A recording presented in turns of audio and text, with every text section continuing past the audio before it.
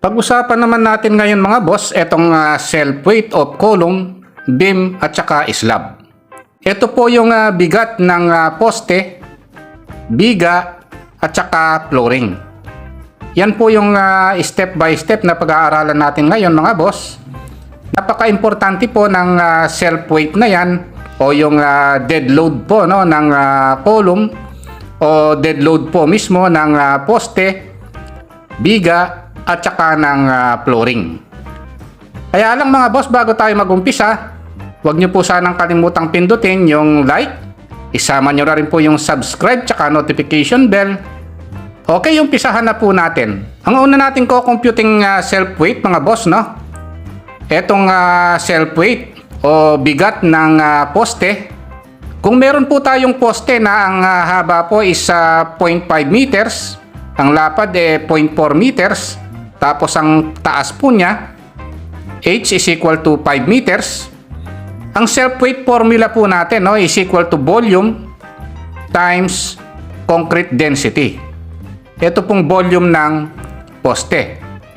Dito po sa density, no, meron po tayong with reinforcement density ng concrete. Ang timbang po niya, 2,500 kilograms per cubic meter. Kung may bakal po siya, no? Karaniwan po naman sa struktura may bakal po yan, no? Kung wala po siyang reinforcement, density of concrete is equal to 2,400 kilograms per cubic meter. Ngayon, para makompute po natin yung density, kukomputin po muna natin yung volume. Isa po dito gagamitin natin, no? Pero gagamitin po natin itong may reinforcement kasi po poste ito, no? 2,500 kilograms per cubic meter ang gagamitin natin, no? Volume of column is equal to length times width times yung height niya, no? 0.5 meters times 0.4 meters times 5 meters, ito po yun, no? Ang answer po is 1 cubic meter. Yung self-weight po ng poste is equal to 1 cubic meter times 2,500 kilograms per cubic meter. Ito pong density ng concrete na may bakal ang gagamitin natin.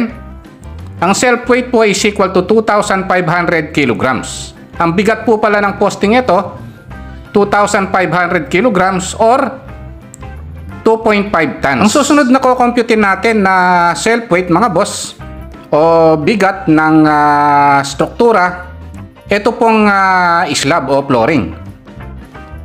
Gaya po ng pinag-usapan natin, yung self-weight po, formula is equal to volume times concrete density. This time mga boss, no, without reinforcement naman ang gagamitin natin. Halimbawa, itong slab natin, wala po siyang bakal, no? Halimbawa lang po ito, no? Ang concrete density natin is 2,400 kilograms per cubic meter. Yung volume ng slab, kung kukomputin natin mga boss, length times width times yung thickness niya, no? Ito yung length, 5 meters times 4 meters times yung thickness o yung kapal niya na 0.15 meters. Ang answer po is 3 cubic meter. Yung self-weight po is equal to 3 cubic meter times 2,400 kilograms per cubic meter. Ang self-weight po ng slab o ng flooring is equal to 7,000 kilograms. Ito po yan, no? Kung i-convert po natin yan sa tons, no? Self-weight is equal to 7,200 kilograms. I-divide lang po natin ng 1,000, no? Kasi 1,000 kilograms per ton. Self-weight is equal to 7.2 tons. Okay, punta po tayo sa susunod na topic naman.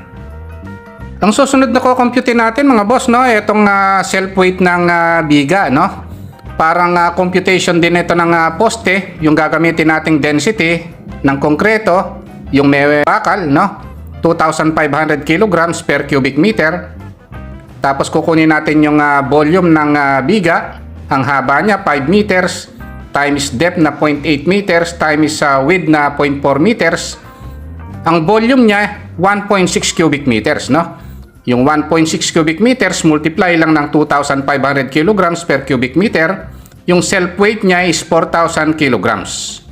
Pag kinonvert yan sa tonelada, 4,000 kilograms, didivide lang po ng 1,000 yan kasi 1,000 kilograms per ton. Ang self-weight po is 4 tons. Ayan, na. Ayan po yung self-weight ng poste, ng biga at saka ng slab. Okay, kung nagustuhan nyo po itong video, sana po pakipindot lang yung like, subscribe, tsaka notification bell. Thank you very much and God bless po sa inyong lahat.